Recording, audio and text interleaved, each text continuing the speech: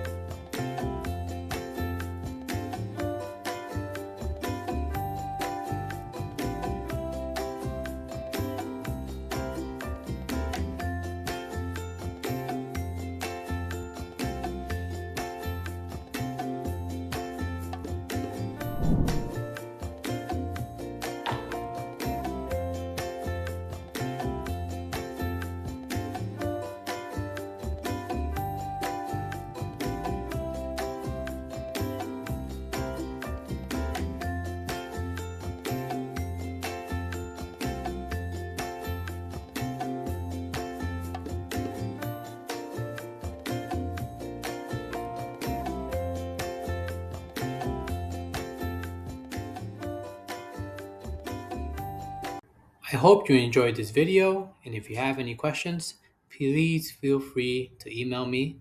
Have a great one.